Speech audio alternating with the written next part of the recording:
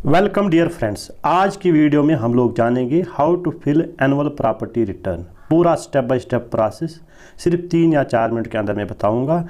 आराम से आप घर बैठे अपने मोबाइल पे एनुअल प्रॉपर्टी रिटर्न जो है वो भर सकते हैं। इसकी लास्ट डेट जो है डेट इज़ 31 जनवरी 2024। सबसे पहले हम लोगों ने क्या करना है, अपना गूगल क्रोम ब्राउज़र खोलना है। खोलने के बाद हम लोगों ने सर्च बॉक्स में टाइप करना है prs.jk.gov.in, फिर सर्च करना है। सर्च करने के बाद कुछ इस तरह का इंटरफेस आएगा। यहाँ पे एक ऑप्शन है एम्प्लॉय लॉगिन।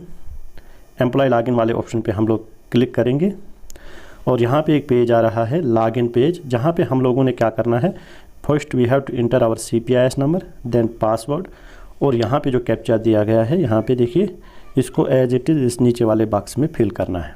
ठीक है, फिल अप करने के बाद यहाँ पे हमने ये जो लॉगिन वाला ऑप्शन है इस पर क्लिक करना है। तो चलिए मैं अपना CPIS नंबर और पासवर्ड और साथ में ये कैप्चा डालता हूँ। After that I will log in. ठीक है, उस वक्त क्या होगा, यहाँ तो मेरे मोबाइल पे एक OTP आएगा, ईमेल पे भी आएगा। अगर मोबाइल पे नहीं आया तो ईमेल में आ सकता है। ठीक है, ये 6 डिजिट का एक नंबर होगा जो हमने फिर इंटर करना है। चलिए पूरा प्रोसीजर दिखाता हूँ। यहाँ पे मेरे मोबाइल नंबर पे OTP आया है, वो मैंने OTP यहाँ पे इंटर किया। Now I will click on login. ठीक है, लॉगिन पे क्लिक करने के बाद कुछ इस तरह का इंटरफेस हमारे पास आता है। पहला जो ऑप्शन है ऊपर अप्लाई वाला, यहाँ पे देखिए, इस पे हम लोगों ने क्लिक करना है।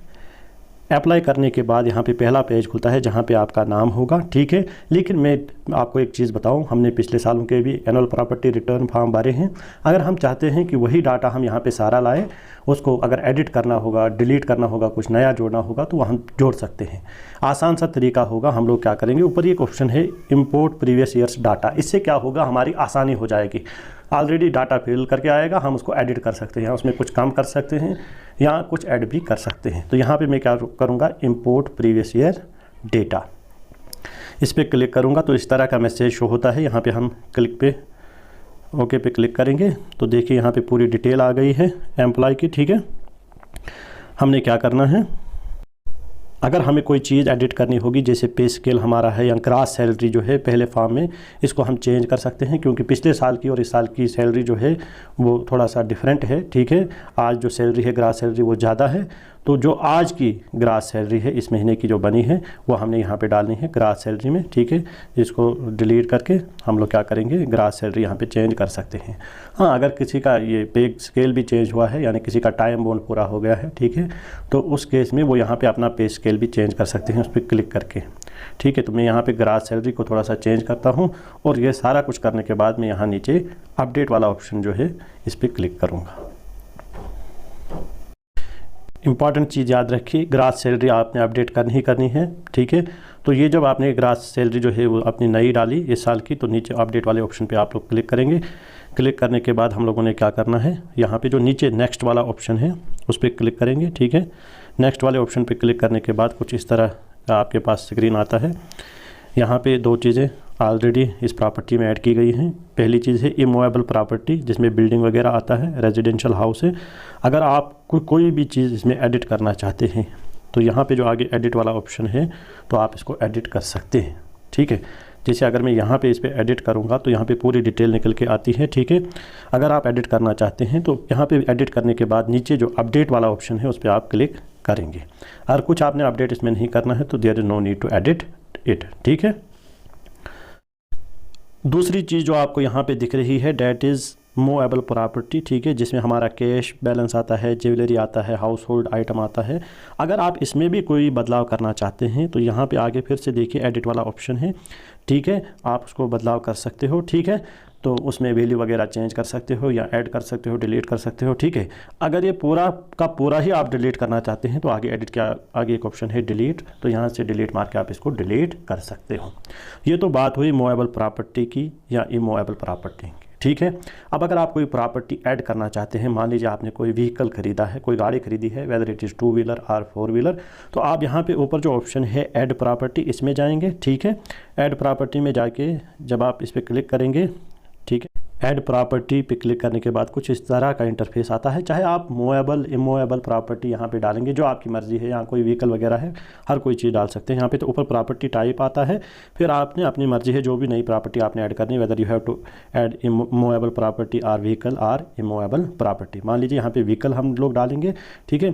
फिर नीचे आता है प्रॉपर्टी सब टाइप। अब व्हीकल में कितने ऑप्शन और आएंगे, नीचे व्हीकल सी आता है, ठीक है। उसके नीचे फिर सारी डिटेल आती है, type of vehicle, description of vehicle, date acquired कब ली वगैरह, मीन्स कास्ट कितनी है, मोड ऑफ एक्विजिशन कितना है, डेट ऑफ एक्विजिशन किससे ली, whether acquired with proper permission, ये सारी डिटेल डाल के आप नीचे क्या करोगे, ये जो नीचे सेव वाला ऑप्शन है इस पर आप क्लिक करेंगे तो वो वाली प्रॉपर्टी ऐड हो जाएगी। अगर आपने कोई इमूवेबल प्रॉपर्टी ली है, यानी व्हीकल की जगह और कोई चीज़ आप यहाँ पे डालेंगे, इमूवेबल प्रॉपर्टी, ठीक है, जिसमें सब टाइप्स में अगर हम देखेंगे, जैसे आपने कोई लैंड लिया या बिल्डिंग ली, कमर्शियल या रेजिडेंशियल या कोई और चीज़, ठीक है। जैसे आपने कोई लैंड वगैरह लिया तो उस केस में इस तरह का इंटरफेस आएगा, ठीक है। आपने किससे ली, ठीक है, स्टेट, डिस्ट्रिक्ट, तहसील, विलेज, कंप्लीट एड्रेस लिखना है, सिटी, पिन आपका क्या है, डिस्क्रिप्शन ऑफ प्रॉपर्टी, ये जो लैंड लिया है उसका थोड़ा डिस्क्रिप्शन, कब लिया, कैसे लिया, ठीक है, कितनी इसकी कास्ट वगैरह है, mode of acquisition, date of acquisition, ठीक है।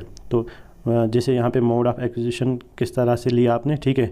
तो जिसमें अगर जहाँ पे हम पेरेंट्स से पहले लिखते थे कि अगर हमने पेरेंट्स से, अपने फादर से या मदर से प्रॉपर्टी एक्वायर की है, तो वहाँ पे हम लिखते हैं मोड ऑफ एक्विजिशन वो है थ्रू एंसेस्टर्स। उसमें एक चीज़ होती है कि जब आपके फादर की डेथ हो जाती है तो उसके बाद आपके नाम इंतकाल हो जाता है, जिसको हम म्यूटेशन कहते हैं, ठीक है। इसी तरह अगर आपने और किसी से आप ज़मीन खरीदी है, बहुत सारे ऐसे भी लोग हैं, तो आप उसमें लिखेंगे मोड ऑफ एक्विजिशन में सेल डीड। बाकी आपके डॉक्यूमेंट में डेट ऑफ एक्विजिशन वगैरह, अथॉरिटी कौन थी, कहाँ से लिया, ठीक है, जो डॉक्यूमेंट्स पे बने उस पर किसके दस्तखत वगैरह हैं, सारा आप लिख सकते हैं। तो कहने की बात यह है कि अगर आप कोई भी प्रॉपर्टी यहाँ से ऐड करना चाहते हैं, whether it is movable property और इमूवेबल प्रॉपर्टी और व्हीकल्स और any other type of property, तो यहाँ पे ऐड प्रॉपर्टी में 1 बाय 1 आप उसको डाल सकते हैं, सेलेक्ट कर सकते हैं, नीचे डिटेल डाल के सेव कर सकते हैं, ठीक है। फिलहाल मेरे केस में मुझे यहाँ पे कोई प्रॉपर्टी ऐड नहीं करनी है, तो मैं सीधे बैक पे जाऊँगा। तो ये मैंने एक प्रोसीजर आपको बताया था। अगर ऑलरेडी आपके पास एग्जिस्टिंग व्हीकल है, आपने वो बेच दिया है, आपके पास वही नहीं है, तो व्हीकल के आगे फिर इसी तरह से एडिट और डिलीट वाला ऑप्शन आएगा। If you want to delete, तो आप लोग डिलीट पे क्लिक करके उस प्रॉपर्टी को डिलीट कर सकते हैं। मैंने अपना पूरा फॉर्म जो है वो भरा है। अब मुझे किसी किस्म की कोई यहाँ पे एडिटिंग नहीं करनी है। तो मेरा फाइनल स्टेप क्या रहेगा, यहाँ पे जो सबमिट वाला ऑप्शन आपको दिख रहा है, ठीक है, सबमिट वाले ऑप्शन पे क्लिक करके हमारा जो एनुअल प्रॉपर्टी रिटर्न है वो फिलअप हो जाएगा, ठीक है। ये थी वीडियो, आशा करता हूँ समझ आया होगा। वीडियो देखने के लिए बहुत बहुत धन्यवाद।